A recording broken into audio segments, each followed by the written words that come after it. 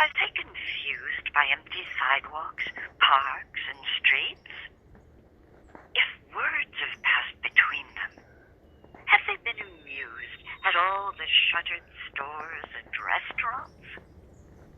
The urgent music of the sparrows' songs might signal newfound ownership of haunts they used to have to share with human throngs, while murmured cooing by the pigeons might be full of innuendo now. They feed and take a bath serenely, having slight concern for humans marching past